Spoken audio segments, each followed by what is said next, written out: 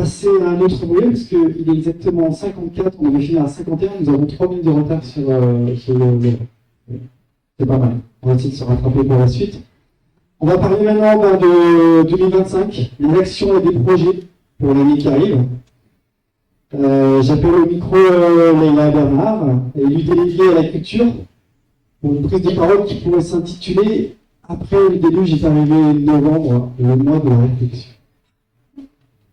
Merci Pierrick. Le mois de novembre. Bonsoir.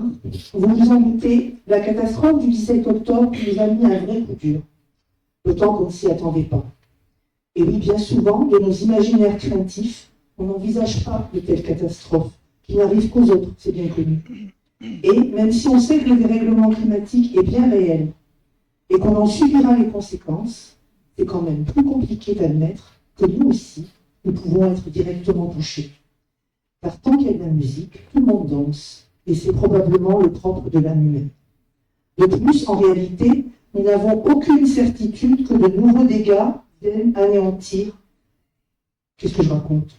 Nous n'avons aucune certitude que ce type de catastrophe ne se reproduise pas une nouvelle fois. Il va donc falloir réparer sans garantie absolue que de nouveaux dégâts viennent anéantir les efforts consentis. Ce sont donc toutes ces considérations que nous avons abordées quand il nous a fallu analyser l'impact et les conséquences de cette catastrophe au mois de novembre dernier. Ce mois de novembre que nous avons consacré à la mise en jour de la prospective financière et à la réorganisation qui découle des orientations prises. La prospective financière, ce n'est pas une boule de cristal. C'est un outil d'aide à la décision indispensable pour les collectivités qui investissent. Cela permet de dépasser la seule vision du budget annuel et de développer une véritable stratégie financière. Alors, avec une estimation des dégâts autour de 8 millions d'euros, pour une commune qui investit généralement au maximum 1,5 voire 2 millions d'euros par an, nous ne vous cachons pas que nous avons longuement débattu et hésité à tout stopper pour ne faire que de la voirie en 2025 et en 2026. Mais, comme nous l'a précisé le représentant de l'État lors de notre dernière rencontre avec lui, toutes les collectivités sont confrontées à la même question. Comment mener des projets de transition et d'adaptation du territoire aux aléas climatiques en même temps que l'on doit réparer les dégâts occasionnés par ces mêmes aléas climatiques? Alors nous avons travaillé à identifier ce qui est urgent, ce qui est important, et ce qui doit être fait pour ne pas compromettre l'avenir.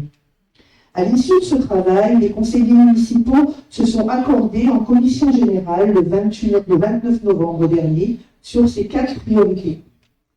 D'abord, s'engager à soutenir les sinistrés et à reconstruire le patrimoine de voirie municipale, parce que c'est la mère des priorités. Puis, à poursuivre le projet de réhabilitation de l'ancienne école Saint-Charles, en tiers-lieu, parce que ce projet est déjà très engagé et fortement soutenu par l'État, qui nous a attribué une subvention d'1 million d'euros au titre du fonds Friche pour sa réalisation. Et parce que y renoncer supposait aussi d'autres dépenses incontournables. À poursuivre encore nos engagements en matière de rénovation énergétique du patrimoine immobilier municipal et de l'éclairage public, parce que c'est un levier d'action concrète contre le dérèglement climatique et pour faire des économies. Et dernière priorité, continuer le programme de revitalisation du territoire avec la valorisation du patrimoine et l'action culturelle, la mobilité apaisée autour de Saint-Charles et de la rue Antoine Hérault, le soutien aux commerçants, l'aménagement des OAP de la Barge et de la Méranie, tout simplement parce que la vie continue. Et il faut bien qu'elle continue. Le tout en maintenant la qualité des services municipaux, bien sûr. Alors, toutes ces orientations ont été déclinées dans le plan pluriannuel d'investissement de la commune. Et pour l'exécuter, les conseillers municipaux se sont également accordés sur la nécessité d'activer 4 leviers, et ce, dès cette année. Premier levier, continuer à optimiser les dépenses de fonctionnement. Nous y étions déjà engagés. Deuxième levier, faire évoluer la fiscalité locale. En clair, ça signifie augmenter raisonnablement l'impôt. Troisième levier, faire appel à l'emprunt.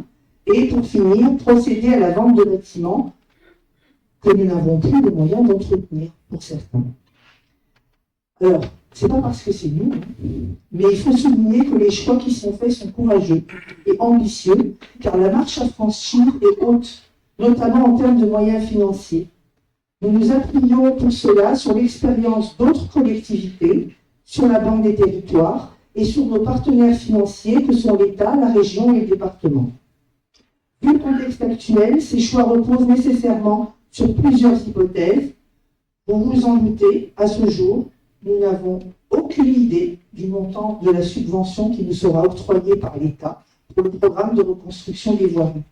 C'est pourquoi nous devons ajuster au fur et à mesure nos prévisions et notre programme d'action afin de rester dans les limites acceptables de l'endettement de la commune, limites acceptables par l'État. Que dire de plus? Souhaitons-nous du courage et l'alignement des planètes.